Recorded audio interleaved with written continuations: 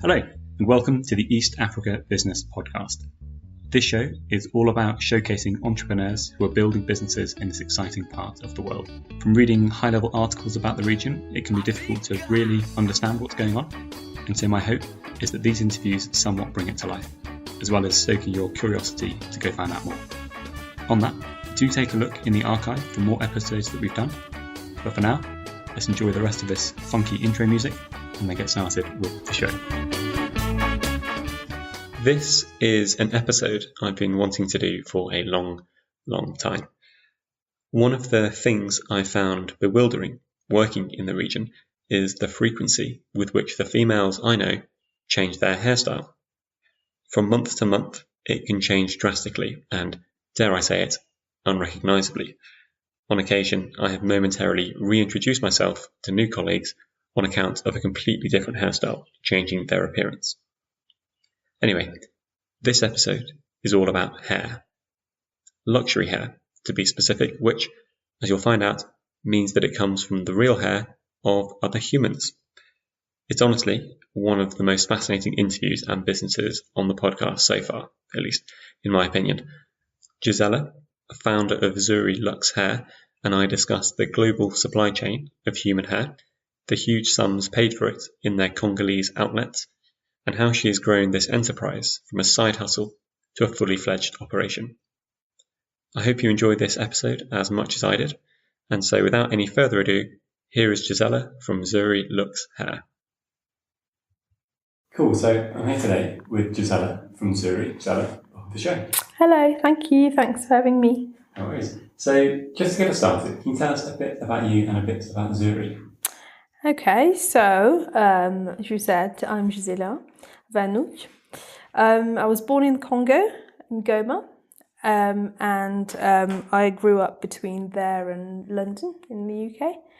And I moved to, I lived in the UK for about 12 years. And after that, in my last few years in the UK, I worked for an American law firm called Skadden in London. And I decided that, I wanted to move to Africa, and I did in 2015.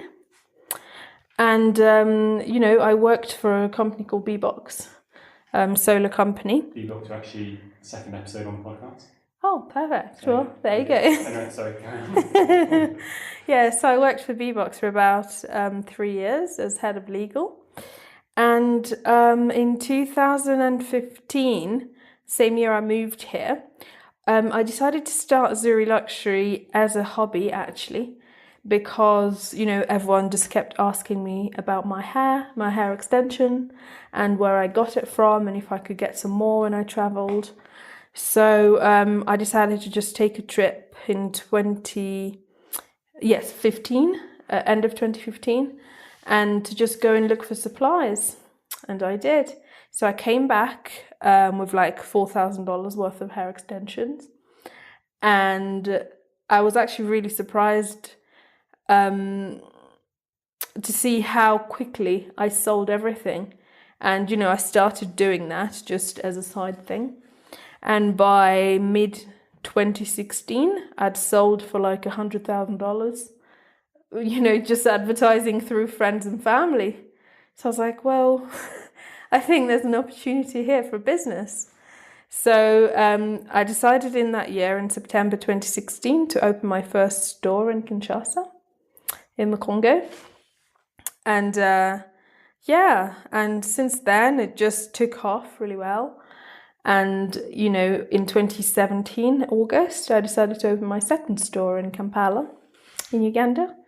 And since then, I'm just trying to expand, and I've decided to, quit my job and focus on Zuri. So I'm now full-time working on Zuri. Amazing. Right, yeah. So you're in the business of selling hair. Is it just hair extensions? Or? Actually, it's hair extensions and cosmetic products and hair care. So I started off with just hair extensions, and then as I, began to get more and more clients, they wanted to have, products to take care of their extensions. So I got into that. I launched a serum to take care of the extension. A serum. What's that? It's it's a product that you use. It's like some type of lotion that you use in your hair. Okay. Yeah. So it's a very ignorant non-hair. That's absolutely fine. So, you know, I launched that, my brand as well, like Zuri Lux Hair. And then, you know, hair curlers and what else? Yes, recently, end of 2017 came out my line of lipstick, matte liquid lipstick. Yes, and this year we're looking into foundation as well. All specifically made for mainly dark skinned people. Understood. There we go. So it started off, I'm interested in sort of the beginning of the story, especially. So like, when you say you went and found some hair extensions, can you talk me through like what happened there? Well, the thing is, I've been wearing hair extensions for a very long time. And, you know, I've gotten to know where to find good hair extension and where not to find good hair extension. So I went to see a couple of suppliers, like some in China, some in, you know, this hair comes from all over the world, but it's manufactured in China, like everything else. Like it's made into hair extensions in China. So I went to China and I tried a few suppliers and ended up finding, you know, the ones I've been using for years. So when you say the hair comes from all around the world, is this synthetic hair? It's real hair. It's real natural hair that's collected from, you know, different places, and so it's manufactured in China. Okay, so it's how does that side of it work? So what happens is, you know, some hair comes from, let's say, India. In India, what happens is people actually donate their hair to the temple, like to a temple in India, and some people just come and collect their hair afterwards, you know, sort it out, clean it and sell it. That's one way of getting the hair. Another way is people actually just sell their own hair, you know, to take their children to school, to just get a bit of an income. So they grow their hair. You actually find hair growers out there who just grow their hair, cut it and sell it. Oh. Yeah. So are they in different places? Yeah. Are they cutting their hair or are they shaving their head? How does what? Well, it depends on the length that they're trying to go for. So the prices of the hair basically depends on the length of the hair. Okay. Yeah. So the longer it is, the more expensive it's going to be. In rough figures, how let's say, how do you quantify the length? Let's say. Well, in inches, you get hair that go up to like 40 inches. Okay. So how much and then you basically, do you sort of do the whole head's worth, or do you just take a little bunch of it? No. Well, the thing is, you'd sell it in bundles. Okay. So, like for a whole head's worth of hair, you'd need, let's say, 3 bundles of hair. Ah, okay. Oh, so when it's manufactured, it's not just one person's hair? Not necessarily, that's the thing. So you could get hair from, let's say, Peru, from India, from all these different places, and it all just meets in like a bundle in China. And then it's going to get sorted according to the texture, the colour, the length, you know, put together. So you could have like 5 people's worth of hair in one bundle, but just because it was the same color, the same texture and the same length, it's been put together and then attached into an actual bundle that is sold. Oh, got it. Okay.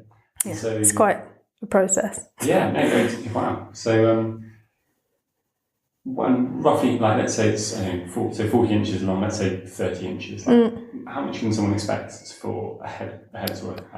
Wow.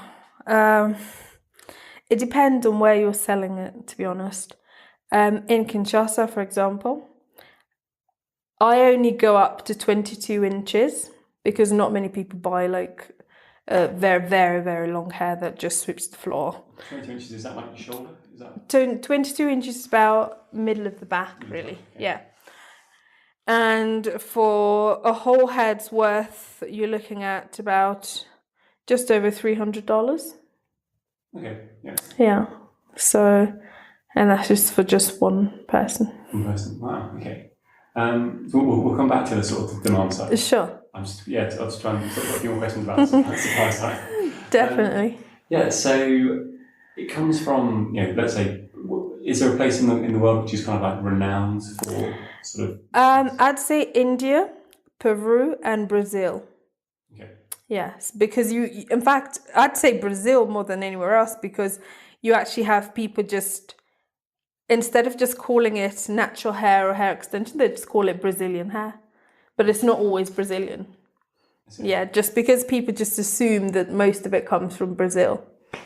That's the point. Is there any sort of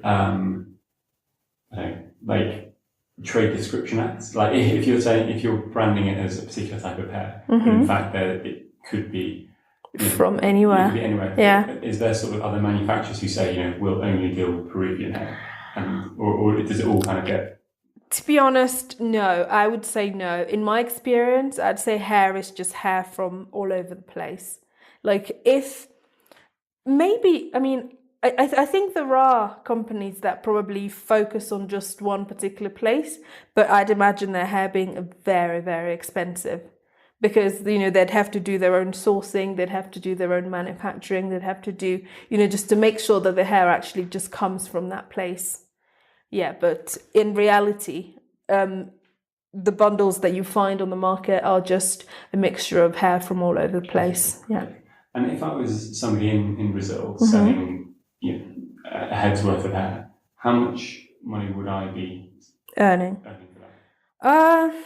That's a good question, because to be honest, I haven't gone as far as that on the line of production, but I'd imagine it probably being a lot lower than what I'd sell it for, because when you think about the fact that I have a quality control team in China, which I run, I pay these people, I have to get the hair to travel by DHL. And, to think that a 22 inches bundle would cost, let's say, $100, when you need 3 to get to the 300 I told you. So like one would be $100. I can't imagine that costing more than, let's say, $40 from the original person. Yeah. And this might sound, how long does it take to grow your hair 22 inches? No idea. Yeah. If I knew that, I wouldn't be selling hair extension. Yes. I think it depends. It depends on who's growing it. I think. Yeah. Yeah. I can imagine. I was wondering if it's like a kind of like a side hustle that people have got, as in they'll sell their hair, or whether I can't imagine someone would have a full-time income just off there. Probably not, because it'd take a very long time. But I think that maybe one person could have some type of a farm with like different people selling their hair, at different time, like people registering. This is what I'd imagine. Yeah. Interesting. Okay. And it's just female hair? Not necessarily. No? Hair is hair, so if you want to grow your hair and sell it to me, yeah, all right, I'm more than happy. Is there anything, when you say hair is hair, is there in fact any difference in whether it comes from, like, it's not physiologically, but you put it under a microscope, is it different? Well, yes. Actually, you'll find that hair that comes from younger children lasts a lot more, it's better quality than older people. Just because most of the time you'd find that children's hair hasn't been processed, hasn't been dyed, hasn't been, it's still as natural as hair can be, and it's a lot stronger than older people. I think that's the only difference, and that's how they grade the hair.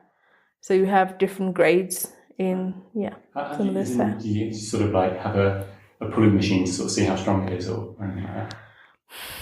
I think once you've been dealing with hair for quite a long time, you'd actually have to just see it and feel it to know. As you see, the quality control people, they've just got an instinct for it, if they run it through their fingers. Yeah, I mean, they've been doing this for so long that, that's not just the only thing they look at. They would look at, how the hair was actually sewn into either wigs or, all these different types of hair extensions.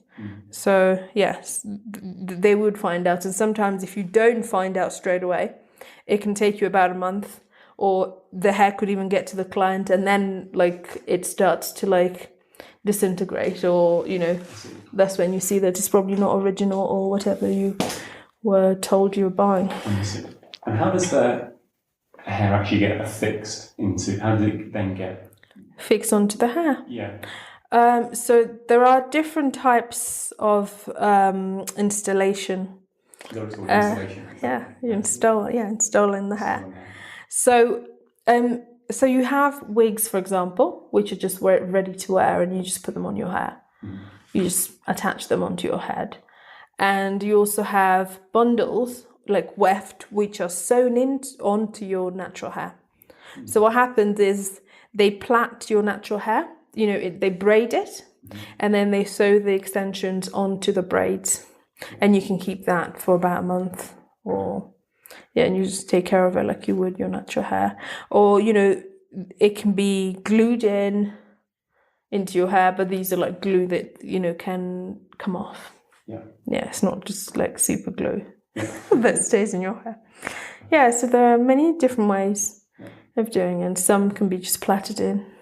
I see. And when it comes to sort of the clientele, people who are buying it, would you have can you give a quick flavour of the different types of customers that you've got? So me personally, my target audience is very much African at the moment.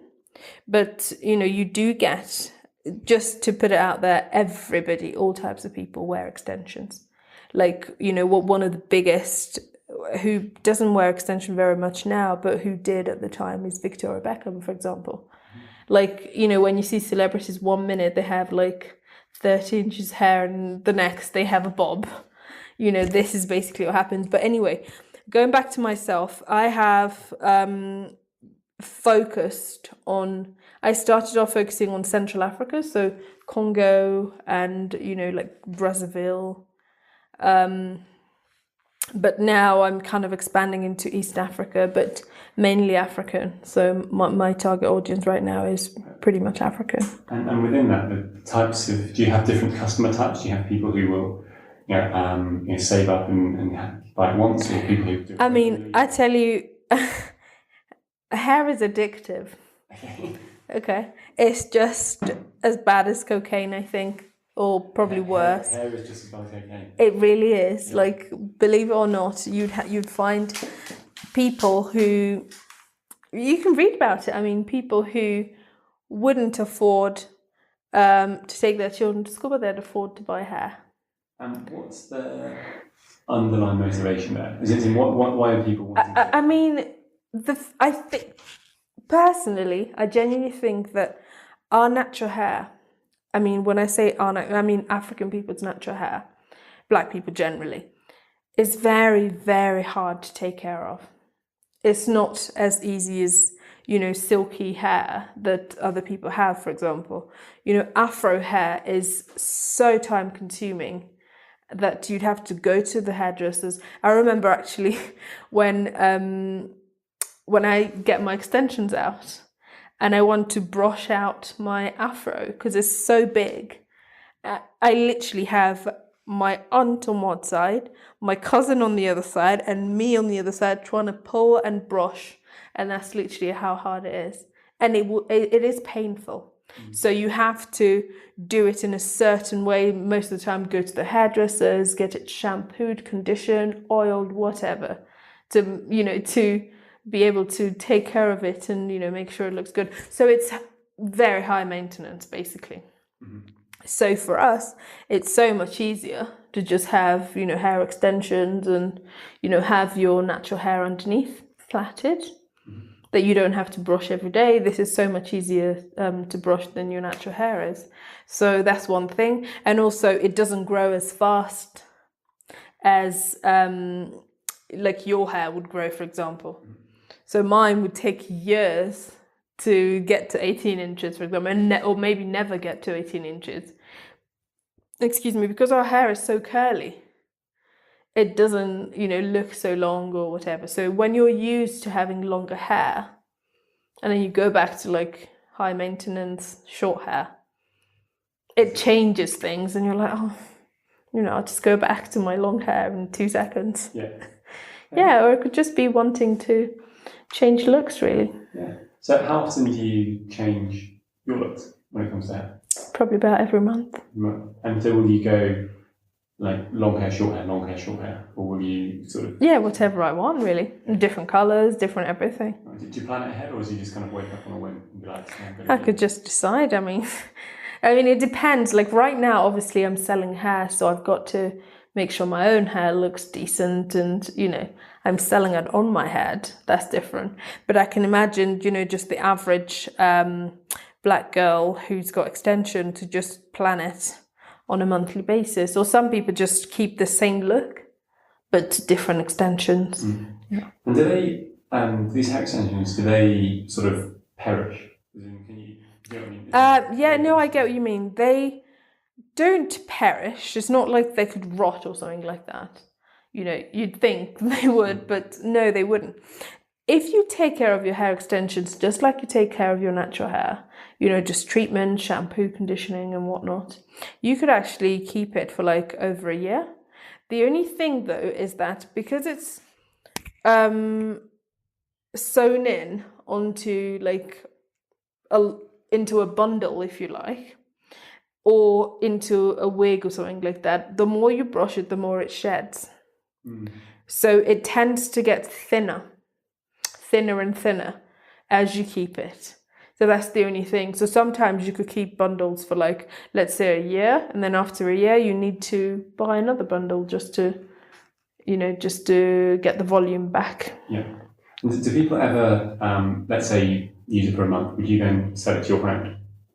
Or is it very much, is it not really a second-hand market? Not really something that you do, but you could, I suppose, if your friend wanted. It's not like people, I'm not sure if like people would find it unhygienic, or if there's any... Well, I don't think they'd find it unhygienic because it's somebody's hair, somebody else's hair in the first place. Mm. But at the moment, I don't know many people who sell their extensions to other people. So they just have in the cupboard at home a few different ones. Yeah.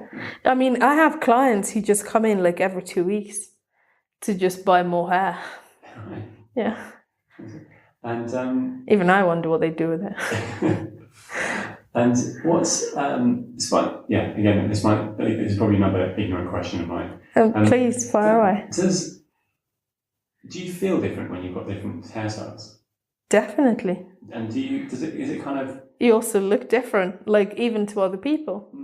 Like, I'll just give you an example. My husband, who is Belgian for listeners' sake, when he met me, he didn't know anything about hair extensions ever. Like, he thought that was my natural hair, and then when I changed my hair, he asked me, "Did you cut your hair?" And I was like, well, no, not really. I didn't cut my hair. But even when he looks at my photos, sometimes he doesn't recognize me because my hair looks different all the time. And this is one thing that, people will know about black women who wear extensions. They just look different all the time. So sometimes people actually put in extensions just to feel different, to look different, to change looks, there are so many reasons or just to take care of their own hair underneath, really. Mm-hmm.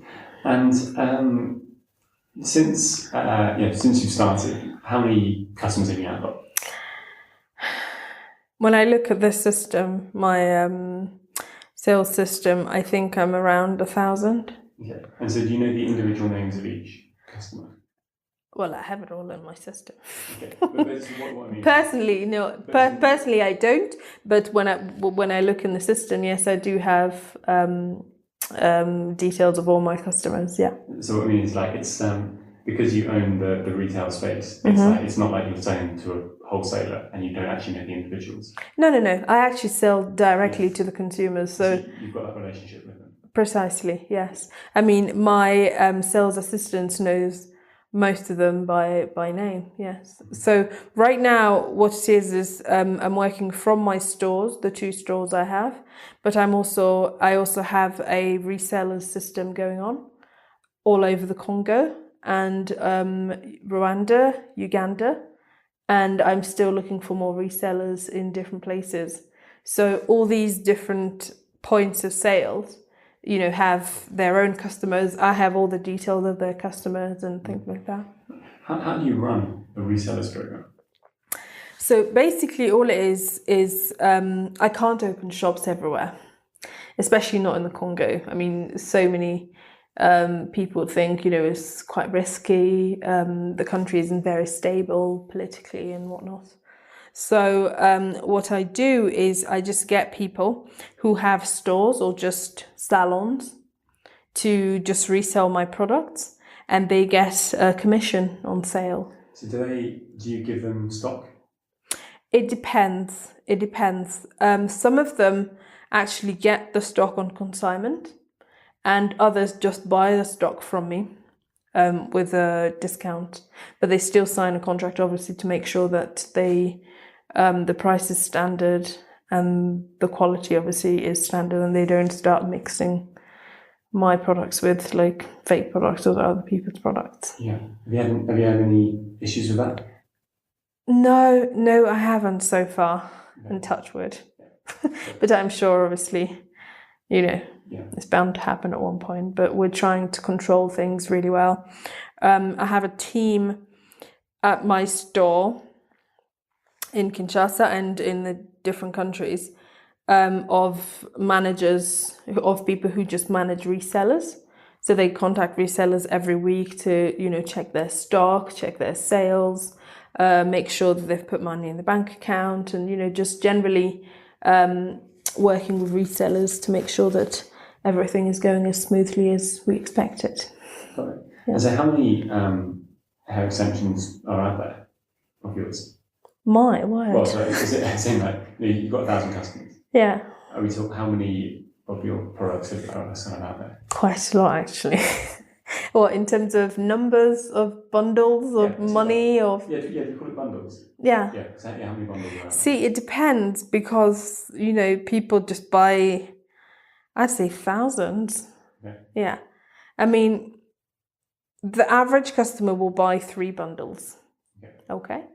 And it could be bundles, it could be wigs, it could be lace frontals, so many different systems that, we have within the hair products. So, I'd say so far, if I have 1,000 customers, then it'll probably be about, I'd even say 10,000. This is just hair, like not the lipstick and the rest of the products. Yeah, I'd say like probably 10,000-15,000. Because you do have recurring loyal customers who come back. As I said, some customers just come even every 2 weeks to just buy more hair, despite the price and the different types of hair. I don't know what they do there, but... Yeah, all right. And what did they do before you? As in, what are their options? So before me, there was hair out there, but maybe the quality wasn't so good, because even I bought hair from like different places, and you'd find that sometimes you can't tell that there's bad quality hair out there unless you've tried it for like a month. That's when you realize that it starts going funny. So, all this type of, cheaper fake hair is out there. They had access to that. And I suppose those who could travel, those who had other suppliers, probably, got their hair that way. But we've changed things. We really have. I mean, especially in Congo, where I proudly would say that I don't have competition. Yeah. In Congo. I'm the only, Zuri is the only hair company that just focuses on hair. And obviously makeup now, but mainly hair. Hair is my biggest product. Yeah, so there aren't many companies like that in Congo. It's quite an expensive business as well. So, even, when you buy the hair, it's quite expensive. So not many people go into that, really. Yeah, makes sense. I see. So is the idea, do you think, to go to more African markets with premium hair, or to use your existing markets and then have a wider offering? I know you're sort of starting with beginning to do other offerings, but sort of fast forwarding a few years, which direction do you think you're going? Ask that again. Sorry, I didn't understand. At the moment, you started off with hair, and you're now starting to do other products. Right. Do you think you're likely to stay in Congo and East Africa and then add more products, or do you think you're going to take the hair offering to the place? I think I'm going to take everything elsewhere, to be honest. Because, I mean, the name of the whole company is Zuri Luxury Hair and Beauty. So my idea from the very beginning was, starting with hair, but I do also wish to expand the beauty segment of the company. So, wherever I go, I'll take all the products with me. But yes, I do intend to go in different places too. Like right now, I mean, Congo is huge. It takes time. Yeah, I mean, what's the population of Congo? My word.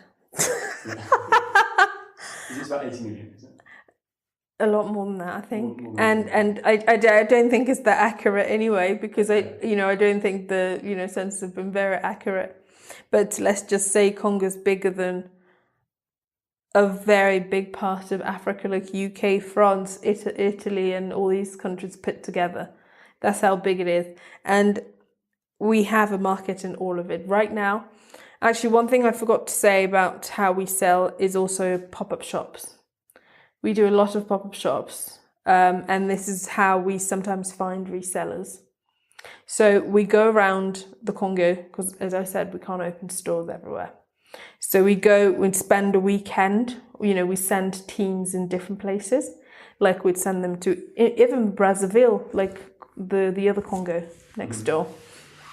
We'd send people there and they'd stay for the weekend. And, we'd advertise the fact that we have a pop-up shop there. And we'd realize how many clients we have in all these different places as well. So the more clients we have, the more we decide to have a reseller in that region. So yeah, as I said, it's going to take me time to kind of conquer the whole of Congo first. But, I've attacked already Kampala and Rwanda through resellers. But I'm starting to get more and more demand from Kenya and Tanzania. Yes, and after that, I'd quite like to go to Belgium as well. Okay. Yeah. That would be my next market. Excellent stuff. So we'll just do a couple more questions. That's all right. Okay, yeah. I know that one of the things you mentioned is that you've sort of been surprised at how frequently people buy. But in terms of sort of running the business or things that have surprised you in terms of, you thought that this was, things were going to play out this way, but actually ended up doing something else. Have there been any examples of those? To be honest, I just wonder if that's not what you just said, but the biggest thing for me, the biggest surprise has been how well people have kind of embraced my product and how quickly it's gone. Like, even I didn't realize the gap in the market that was there. And another thing is how quickly people are following the trends or the different styles that I'm bringing in. And, you can see that people were waiting for this. Like, I feel like I'm solving a problem that people didn't even know was there before. So just to give you an idea, for a very long time, the solution to, our hair being very high maintenance was relaxing hair. This means perming it, to make it straight, to make it silky so we can brush it easily and whatnot. But using chemicals, obviously this is really bad for our hair, and, some of us end up being like bald or losing hair or alopecia and whatnot. So it was very hard. It was either that or keeping the hair that's very hard to brush or whatnot. And you'd see children actually using these chemicals, which are really bad for you. But recently, with the new systems, like the wigs, the hair extensions, people are keeping more and more their natural hair and not using the chemicals so much. So as I started, you could tell that people didn't know about the hair, and they didn't know how good this could be. But the more we get in clients, the more people are coming in the store, and they're telling us how big of a change this is bringing, and that's one of the biggest surprises for me, I think. Very good. And people listening at home, how can they learn more about Zuri and even buy some? So we are on social media, very active on Facebook. So if people speak English, then we have a English page, and it's at Zuri Lux. And we also have a French page, which is at Zuri Lux Hair. But if you just type in Zuri Lux Hair and Beauty, you can find either our Ugandan page or our Congolese page, which is in French. But we also have websites in different countries, ZuriLuxHair.com. And we're on Instagram, we're on Facebook. So I think even just, searching us on Google or Instagram, they'd find us. Great. Yeah. I'll link to those in the show notes. Yeah, sure. Definitely. Cool. Yeah. Well, thanks so much. It's been a pleasure. Thank you. Before we head, just a quick moment to say thank you for listening. You can see show notes for this episode by heading to www.samfloy.com/podcast. That's samfloy.com/podcast. If you'd like to learn more about the podcast and stay updated on future episodes, as well as a few other things like behind the scenes pictures, then please check out our Facebook page. Search for the East Africa Business Podcast and you can like it from there. Finally, if you felt this was a good episode, then please do leave a rating for the show on iTunes or wherever you get your podcasts. It helps others like you find the show, and I, for one, would really appreciate it. In any case, have a great week and speak to you soon.